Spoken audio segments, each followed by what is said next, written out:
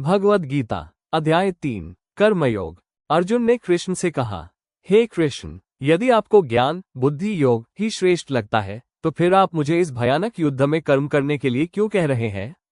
आपका ये कथन मुझे उलझन में डाल रहा है। कृपया स्पष्ट रूप से बताइए कि मेरे लिए वास्तव में कौन सा मार्ग सर्वोत्तम है।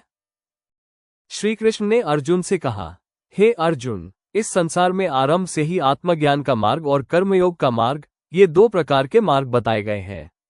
केवल कर्मों का त्याग कर देने से मनुष्य निष्क्रिय नहीं हो जाता और केवल संन्यास लेने से मुक्ति नहीं मिलती। कोई भी व्यक्ति क्षण भर भी बिना कर्म किए नहीं रह सकता। प्रकृति के गुणों से प्रेरित होकर सभी को कर्म करना ही पड़ता है। जो व्यक्ति बाहर से इंद्रियों को रोक लेता है लेकिन मन से विषयों का चिंतन करता रहता है, वह मिथ्याचारी कहलाता है। लेकिन जो व्यक्ति इंद्रियों को वश में करके आसक्ति रहित होकर कर्तव्य के अनुसार कर्म करता है, वह श्रेष्ठ है। इसलिए अपने नियत कर्म करो, क्योंकि कर्म करना ही त्याग से श्रेष्ठ है। शरीर का पालन भी कर्म के बिना नहीं हो सकता। यज्ञ ईश्वर के लिए किया गया कर्म के अलावा किया गया कर्म बंधन का कारण बनता है। इसलिए कर्म को ईश्वर के लिए करो, बिना फल की इच्छा के। सृष्टि के आरंभ में ब्रह्मा ने मनुष्यों के साथ यज्ञ की रचना की और कहा, इससे तुम्हें उन्नति और सुख प्राप्त होगा।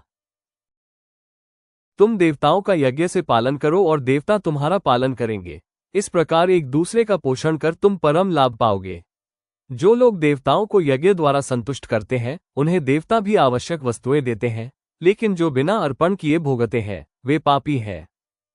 जो यज्ञ के अवशेष से भोजन करते हैं, वे पाप से मुक्त हो जाते हैं, परंतु जो स्वार्थ के लिए पकाते हैं, वे पाप खाते हैं।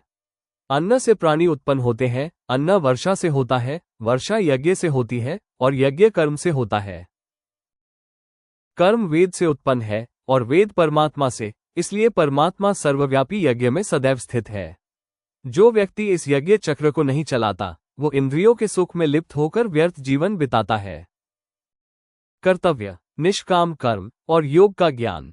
आगे के भाग में श्री कृष्ण बताएंगे कि महान पुरुष भी कर्म करते हैं और हमें उनसे सीखकर संसार का हित करना चाहिए।